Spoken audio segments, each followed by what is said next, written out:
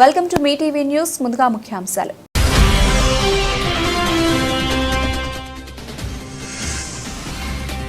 America మాజీ అధ్యక్షుడు Trump పై కాల్పులు, ఎన్నికల ప్రచారంలో ప్రసంగిస్తుండగా దుశ్చర్య.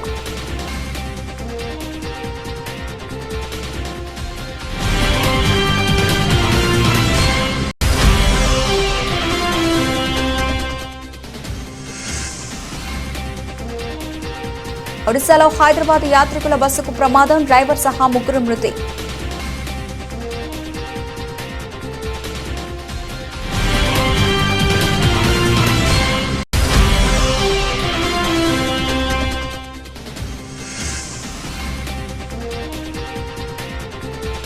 తిరుపతికి చేరుకున్న అమరావతి రైతుల పాదయాత్ర, రేపు మొక్కుల చెల్లింపు.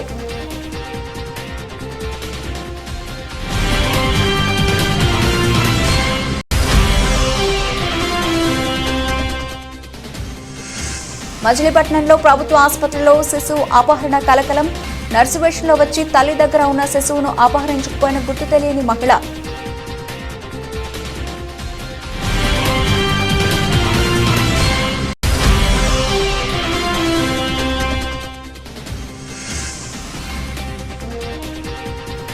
ప్రజాభవన్లోని నల్లపోచమ్మ దేవాలయంలో బోనాల ఉత్సవాలు, హాజరైన సీఎం రేవంత్ రెడ్డి.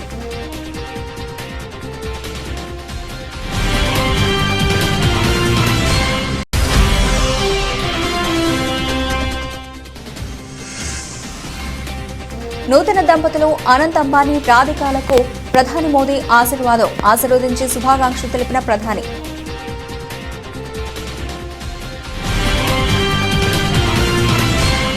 అగ్రరాజు అమెరికా ఉలిక్కిపడే ఘటన జరిగింది. ఆ దేశ మాజీ అధ్యక్షుడు, రిపబ్లికన్ పార్టీ అధ్యక్ష అభ్యర్థి అయిన డొనాల్డ్ ట్రంప్పై దుండగులు కాల్పులకు పాల్పడ్డారు. పెన్సిల్వేనియాలోని బట్లర్లో జరిగిన ఎన్నికల ర్యాలీలో ప్రసంగిస్తూ ఉండగా ఈ దుశ్చర్యకు పాల్పడ్డారు.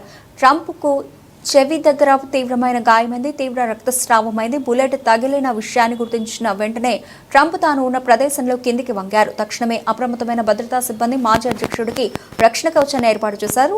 సీక్రెట్ సర్వీస్ ఏజెంట్స్ తక్షణమే ఆయనను హాస్పిటల్కు తరలించారు. ప్రస్తుతం ఆయన చికిత్స పొందుతున్నారు. కాగా ఈ ఘటనలో 2 వ్యక్తులు మృత్యువాత చనిపోయిన వారిలో నిందితుడు కూడా ఉండి ఉండొచ్చని పోలీసులు అనుమానిస్తున్నారు.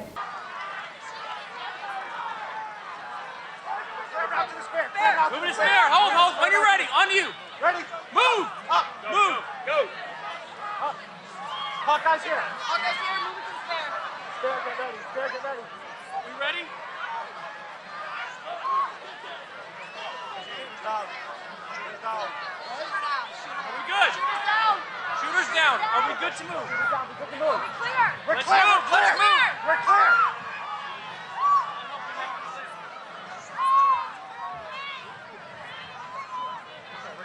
Come on. Let me get my shoes. Let me get my shoes. I got you, sir. I got you, sir. Let me get my shoes, sir. Hold that in your head. It's bloody. So we gotta move to the bus. Move to the bus. Let me get my shoes. Okay, my shoe down. My shoe.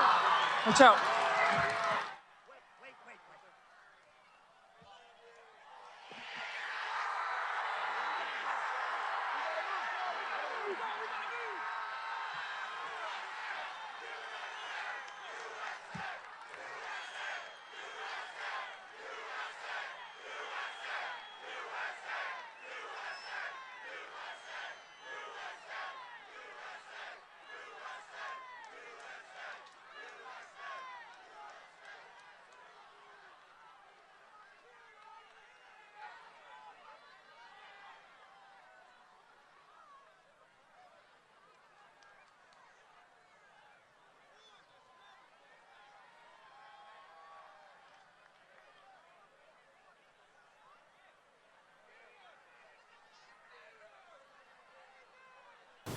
Hyderabad నుంచి ఒడిశాకు యాత్రికులతో బయలుదేరిన private travels bus ఒడిశాలో ప్రమాదానికి గురైంది.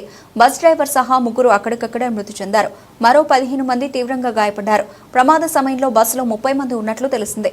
వీరంతా హైదరాబాద్ పాత బస్తీలోని చత్రనాకకు చెందిన వారని సమాచారం. క్షతగాత్రులను ఆసుపత్రికి తరలించారు. అయితే ఈ ప్రమాదం ఎక్కడ జరిగింది, క్షతగాత్రులు ఎక్కడ చికిత్స పొందుతున్నారు వంటి వివరాలు తెలియాల్సి ఉంది.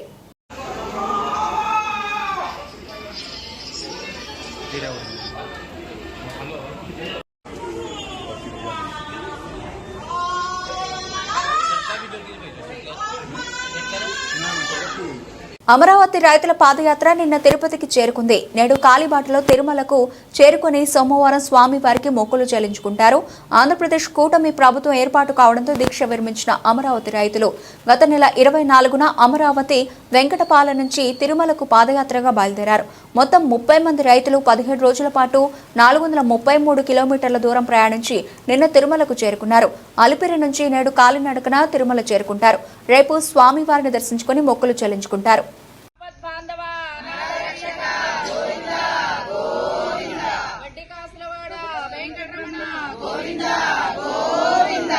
అమరావతి రక్షక ఆంధ్రప్రదేశ్ పరిరక్షక గోవింద గోవింద జై అమరావతి జై అమరావతి న్యాయం గెలిచింది ధర్మం గెలిచింది ధర్మాన్ని కాపాడిన దేవాది దేవుళ్లకు న్యాయాన్ని కాపాడిన న్యాయ దేవతలకు ఆంధ్రప్రదేశ్ భవిష్యత్తును కాపాడిన ఓటర్ మహాశైలకు ఆంధ్రప్రదేశ్ భవిష్యత్తును కాపాడిన ఓటర్ మహాశైలకు కృష్ణా జిల్లా మచిలీపట్నంలోని సర్వజన ప్రభుత్వ ఆసుపత్రిలో 3 రోజుల శిశువు అపహరణ ఘటన కలకలం సృష్టించింది.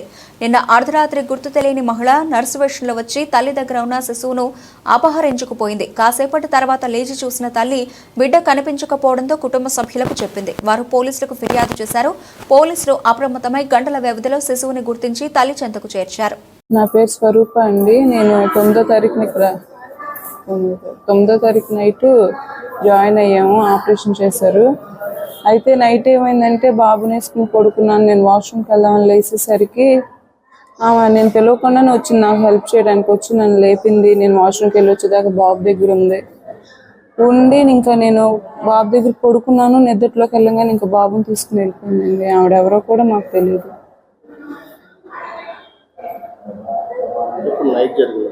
నైటే జరిగిందండి. 1:30-1కి అలా జరిగింది. మేము 1:45-2కి లేచేసరికి బాబు లేడు మా దగ్గర. ఇంకా అలా మా నాన్న కింద ఉంటే మా నాన్నకి చెప్తే ఇంకా సెక్యూరిటీ వాళ్ళందరూ వచ్చి వెతికారు. మా బాబాయ్ వాళ్ళందరూ వచ్చి పోలీసులు ఫోన్ చేశారు. ఇంకా అక్కడికక్కడే అందరూ ఇన్ఫర్మేషన్ అంతా గ్యాదర్ చేసేసి వాళ్ళు రామానాయుడుపేట అంట వాళ్ళది కిడ్నాప్ చేసిన వాళ్ళే అక్కడ దొరికాడు బాబు. ఇంకా తీసుకొచ్చి పోలీసులు మాకు చెప్పారు, బాబుని చెప్పారు. మార్నింగ్ 5-6 కల్లా మాకు బాబుని చెప్పారు. బాబుకి ఇంకా వెంటిలేషన్లో ఐసీయూలో పెట్టారు. కొంచెం నీరసంగా ఉందనేసి. అంతేండి. బాబుకి బాగానే ఉందండి. కొంచెం నీరసంగా ఉందనేసి ఐసీయూలో పెట్టారు. సెలైన్ ఎక్కుతుంది.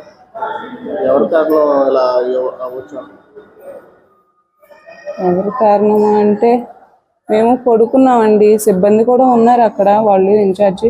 అప్పుడే ఆమె బీపీ చూడటానికి వెళ్ళిందంట. ఆవిడ తీసుకుని వెళ్ళిపోయింది ఈలోపే.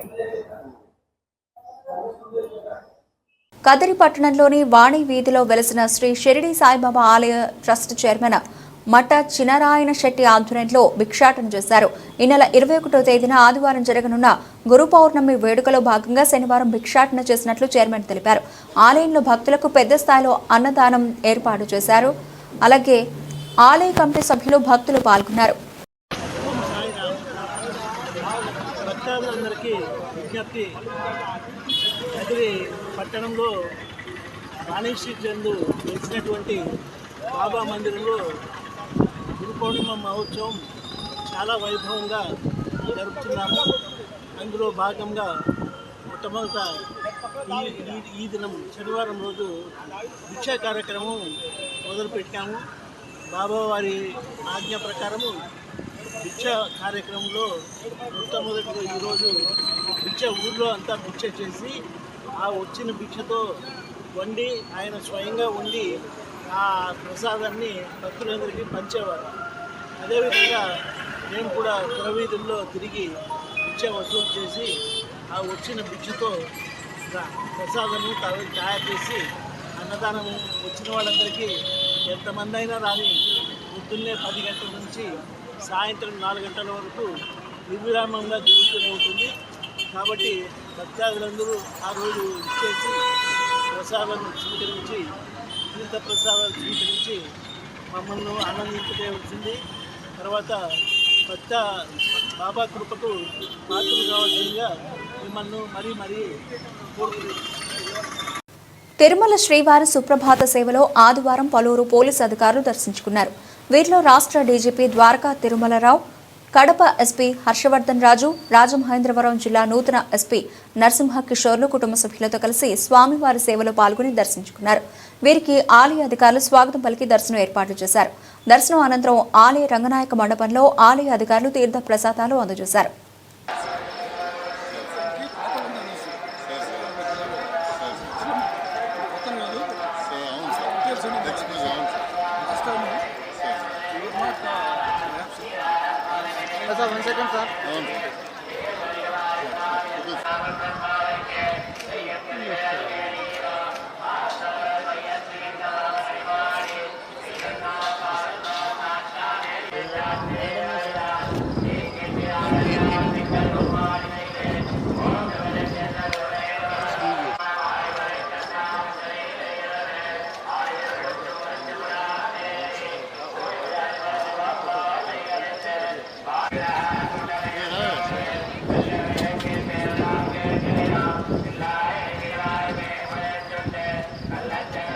టీడీపీ నాయకులు, వైసీపీ కార్యకర్తలు ముస్లిం మైనార్టీలపైన దాడులు ఆపకపోతే ప్రతిఘటిస్తామని వనగానపల్లె మాజీ ఎమ్మెల్యే కాటసాని రామిరెడ్డి హెచ్చరించారు.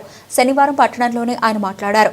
ముస్లిం యువకులపై టీడీపీ కార్యకర్తలు అన్యాయంగా దాడి చేశారని ఆరోపించారు. పోలీసులు ఉన్నారని, అధికారం ఉంది కదా అని ఇష్టానుసారంగా ప్రవర్తిస్తే సహించేది లేదన్నారు. అలాగే కొనసాగితే ప్రజలే తిరుగుబడే రోజులు వస్తాయన్నారు. ఈరోజు మీ పార్టీకి ఓటు వేసినారు.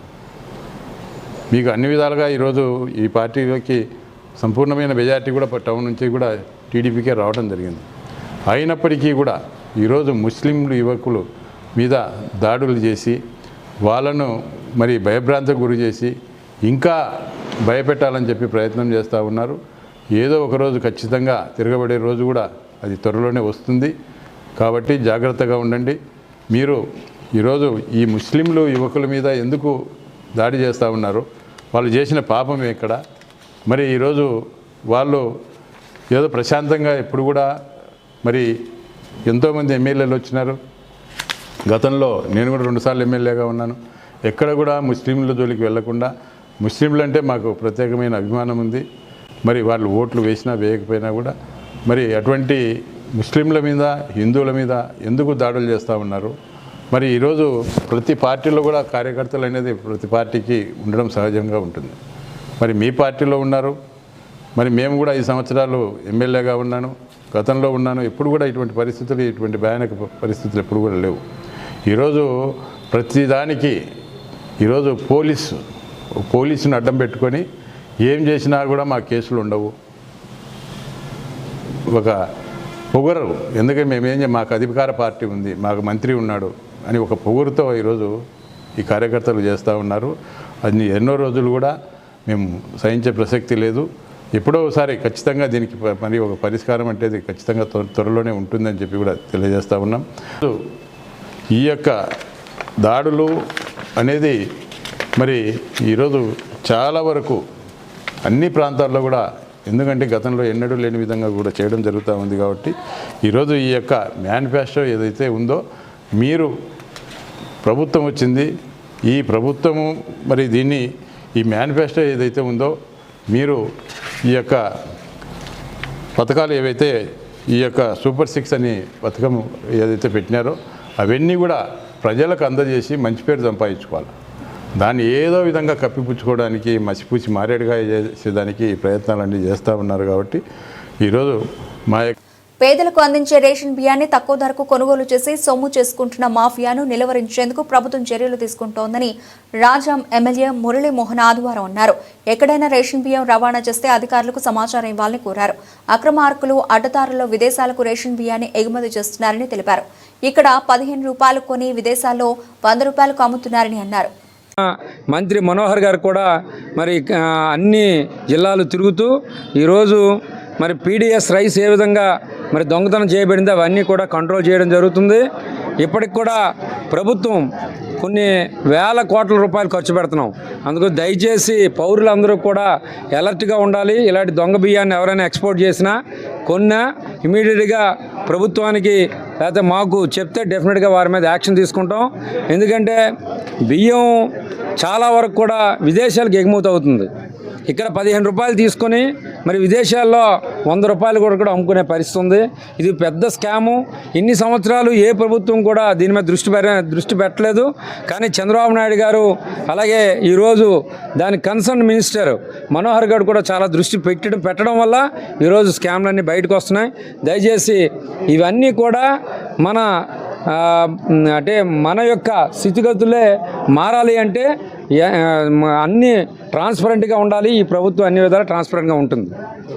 ప్రభుత్వంపై వైసీపీ నేతలు చేస్తున్న వ్యాఖ్యలపై టీడీపీ నేత బుద్ధ వెంకన్న తీవ్ర స్థాయిలో ఫైర్ అయ్యారు.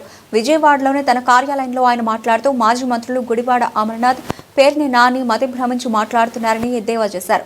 ప్రజలు చీకొట్టినా ఇంకా వైసీపీ నాయకులకి సిగ్గు రాలేదని అన్నారు.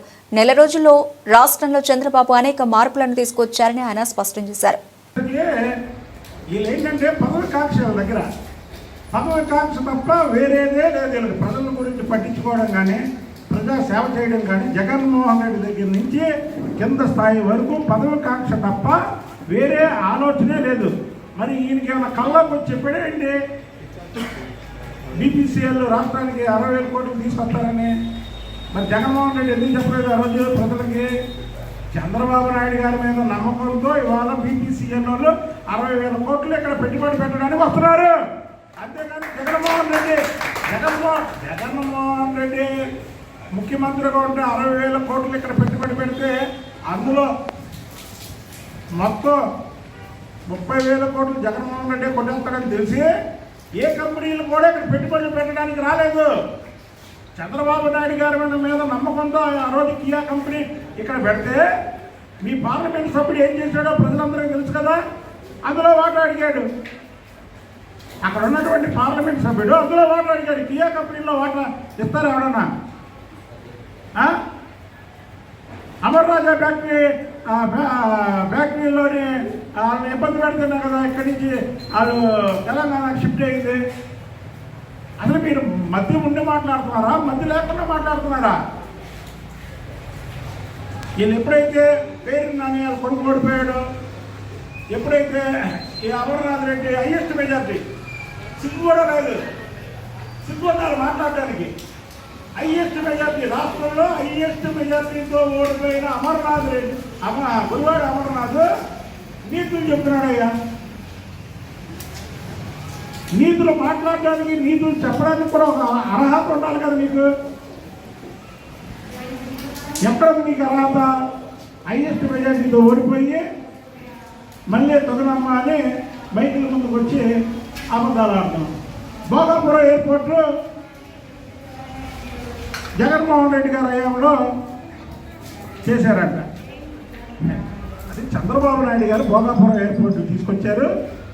తర్వాత మీరు దాన్ని నాశనం చేశారు. మళ్ళీ నిన్న కేంద్ర మంత్రి రామ్మోహన్ నాయుడు గారితో మళ్ళీ భోగాపురం ఎయిర్పోర్టు 10 రోజుకల్లా అయిపోవాలంటే అప్పుడు అధికారులు అడిగితే 30 డిసెంబర్ 2026 అంటే అంతకంటే ముందు జూన్ 30 పూర్తి చేయమన్నారు చంద్రబాబు గారు. గత వైసీపీ హయాంలో ప్రజా పంపిణీ వ్యవస్థను పూర్తిగా నిర్వీర్యం చేశారని సెంట్రల్ ఎమ్మెల్యే బోండా ఉమామహేశ్వరరావు అన్నారు. శనివారం విజయవాడ సింగ్ నగర్ రైతు మార్కెట్లో బియ్యం, కందిపప్పు ప్రత్యేక కౌంటర్ను ఆయన ప్రారంభించారు. ఈ సందర్భంగా ఉమా మాట్లాడుతూ పేదవారికి ఉపశమనం కలిగించే విధంగా కూటమి ప్రభుత్వం రాష్ట్ర వ్యాప్తంగా ఉన్న అన్ని రైతు మార్కెట్లలో ఈ కౌంటర్లను ప్రారంభించిందని అన్నారు. రైతు బజార్ షాప్లో అమ్మటం జరుగుతుంది గవర్నమెంట్ ఆధ్వర్యంలో. అలాగే కందిపప్పు కూడా 160 రూపాయలు, 160 రూపాయలు కిలో కందిపప్పు, క్వాలిటీ కందిపప్పు కవర్స్లో పెట్టి కిలో ప్యాక్ చేసి అది కూడా ఇవ్వటం జరుగుతుంది. ఇది ప్రజలకు ఎంతో సౌకర్యం. మొన్ననే మంత్రి నాదెండ్ల మనోహర్ గారు తూర్పు నియోజకవర్గంలో రైతు బజార్లో స్టాల్ను ఓపెన్ చేయడం జరిగింది. ఇవాళ రాష్ట్రం మొత్తం అన్ని రైతు స్టోర్ బజార్లో కూడా దీన్ని స్టోర్స్ని ఓపెన్ చేయడం జరుగుతూ ఉంది. ఇంతే కాకుండా భవిష్యత్తులో రేషన్ డిపోల్లో కూడా ఈ నిత్యావసర సరుకులైనటువంటి బియ్యంలో 2-3 రకాలు, అలాగే కందిపప్పు, అలాగే పామాయిలు, ఆయిలు, ఇంకా మిగిలినటువంటి సరుకులన్నింటిని కూడా పెడతానికి ప్రయత్నాలు జరుగుతూ ఉన్నాయి. గతంలో తెలుగుదేశం ప్రభుత్వం ఉన్నప్పుడు ఒక రేషన్ డిపోనే సూపర్ మార్కెట్గా చేసాం. అన్ని నిత్యావసర సరుకులు అందుబాటులో తీసుకొచ్చాం.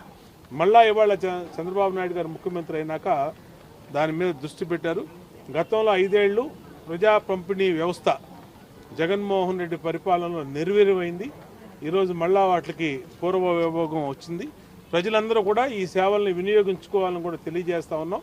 క్వాలిటీ కందిపప్పుని, క్వాలిటీ బియ్యాన్ని తక్కువ ధరకే రైతు బజార్లో కొనమని కూడా ప్రజలకు విజ్ఞప్తి చేస్తాం.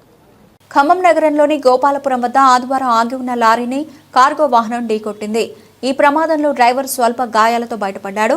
స్థానికులు డ్రైవర్ను సమీప హాస్పిటల్కు తరలించారు. జాతీయ రహదారిపై లారీ పార్కింగ్ చేయడంతో ప్రమాదం చోటు చేసుకుంది. స్థానికుల సమాచారం మేరకు ఘటనా స్థలానికి చేరుకున్న పోలీసులు దర్యాప్తు చేపట్టారు.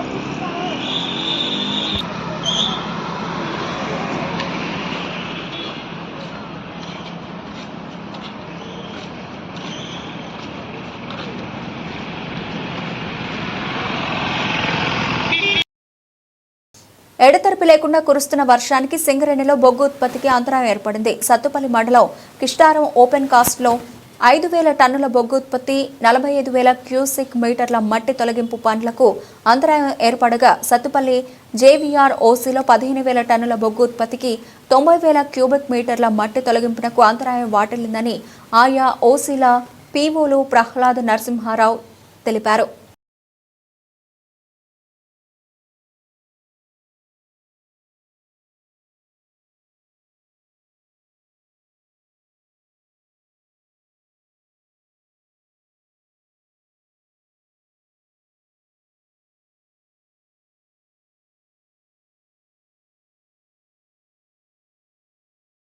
ఆషాఢ మాసం సందర్భంగా ప్రజాభవన్లోని నల్లపోచమ్మ దేవాలయంలో నిర్వహిస్తున్న బోనాల ఉత్సవాలకు విచ్చేసిన సీఎం రేవంత్ రెడ్డికి స్వాగతం పలికిన డిప్యూటీ సీఎం భట్టి విక్రమార్క, ఆయన సతీమణి నందిని మరియు కుటుంబ సభ్యులు. బోనాల ఉత్సవాలకు హాజరైన మంత్రులు పొన్నం ప్రభాకర్, దుద్దిళ్ల శ్రీధర్ బాబు, పొంగులేటి శ్రీనివాసరెడ్డి, కొండా సురేఖ, ప్రభుత్వ సలహాదారు వేమిరెడ్డి నరేందర్ రెడ్డి తదితరులు.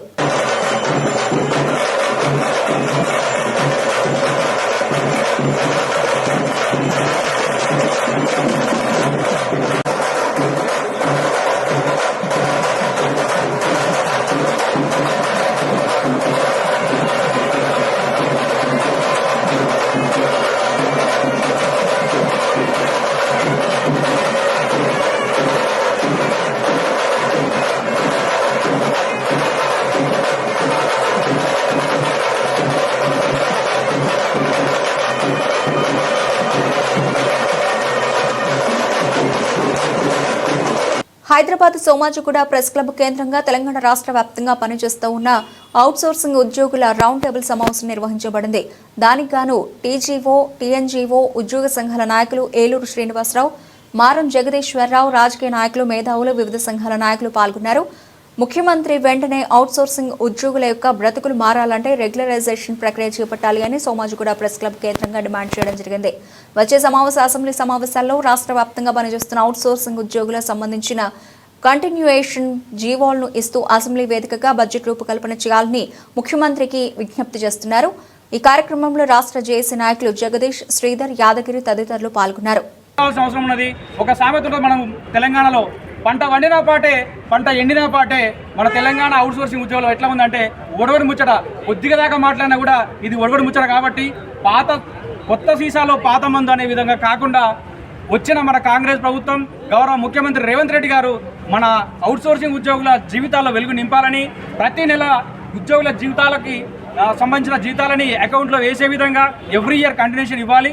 పే స్కేల్ విధానం ఇస్తే వచ్చిన నష్టం ఏందో మరి గత ప్రభుత్వంలో అందరం స్వేచ్ఛ లేకుండా బతికినాం. ఇప్పుడు స్వేచ్ఛ వాయువులు పీల్చే వాతావరణంలోకి వచ్చినాం కాబట్టి 100% న్యాయం జరగాలని ఆశించడమే కాదు, ఇదొక ఉద్యమంలాగా మనం అందరం ముందుకు తీసుకోవాలి. తెలంగాణలో మరొక ఉద్యమం జరుగుతుంది అంటే ఇది అవుట్సోర్సింగ్ ఉద్యమం అని చెప్పుకోవాలి. ఇప్పటికీ ప్రమాదంలో చనిపోయిన కుటుంబాలని ఏ ప్రభుత్వం ఆదుకోలేదు. మేమైతే చెప్తున్నాం, అవుట్సోర్సింగ్ ఉద్యోగుల పక్షాన అవుట్సోర్సింగ్ ఉద్యోగులు చనిపోతే వచ్చిన జీతాల నుంచి వెళ్ళి తలా 500 1000 ఇచ్చి ఆ కుటుంబాన్ని కాపాడుకుంటున్నాం. ప్రభుత్వాలకి ప్రమాద బీమా ఇవ్వాలని తెలియదా? కడుపులో పెట్టుకోవాలని చూసుకొని తెలియదా? మరి ఎందుకు ఇంత వివక్ష గురవుతున్నాం? మరి మనలో మన ఐక్యత లేకనా, లేకపోతే ప్రభుత్వాల అంగరంగ వైభవంగా యావత్ దేశం దృష్టిని ఆకర్షించేలా శుక్రవారం వైవాహిక బంధంలోకి అడుగుపెట్టిన అనంత్ అంబానీ రాధికా మర్చెంట్ దంపతులను ప్రధానమంత్రి నరేంద్ర మోదీ దీవించారు. శనివారం రాత్రి ముంబైలోని జియో వరల్డ్ సెంటర్లో జరిగిన శుభాశీర్వాద్ వేడుకకు ఆయన హాజరయ్యారు. నూతన దంపతులను ఆశీర్వదించి శుభాకాంక్షలు తెలిపారు. అనంత్ అంబానీ తండ్రి, ఆసియాలోని అత్యంత సంపన్న వ్యక్తి ముఖేష్ అంబానీ, నీతా అంబానీతో పాటు కుటుంబ సభ్యులందరినీ ప్రధాని మోదీ పలకరించారు. తన కొడుకుని ఆశీర్వదించేందుకు వచ్చిన ప్రధాని మోదీకి ముఖేష్ అంబానీ సాదర స్వాగతం పలికారు.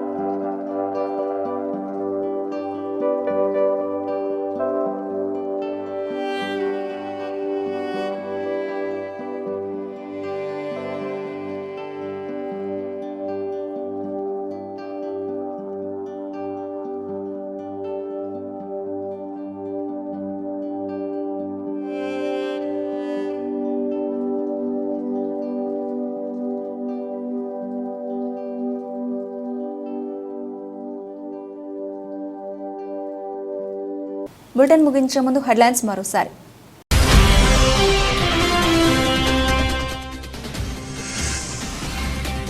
అమెరికా మాజీ అధ్యక్షుడు ట్రంప్పై కాల్పులు, ఎన్నికల ప్రచారంలో ప్రసంగిస్తుండగా దుశ్చర్య.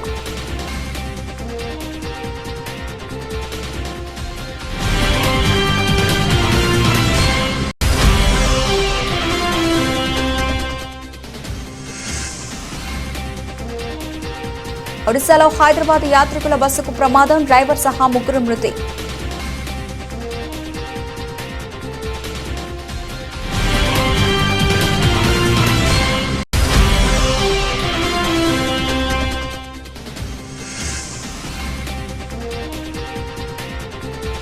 తిరుపతికి చేరుకున్న అమరావతి రైతుల పాదయాత్ర, రేపు మొక్కుల చెల్లింపు.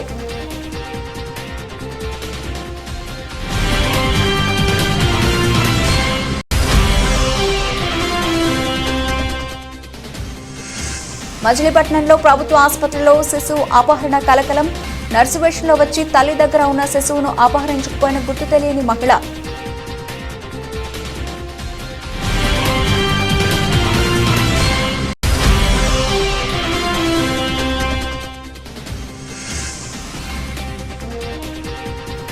ప్రజాభవన్లోని నల్లపోచమ్మ దేవాలయంలో బోనాల ఉత్సవాలు, హాజరైన సీఎం రేవంత్ రెడ్డి.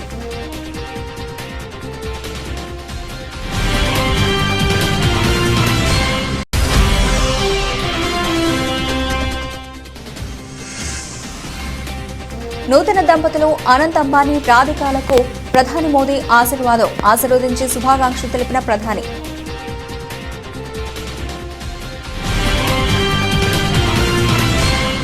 ఇవి ప్రవర్తన బులెటిన్ అప్డేట్స్. మరిన్ని అప్డేట్స్తో మళ్ళీ కలుద్దాం. అంతవరకు సెలవు. నమస్తే.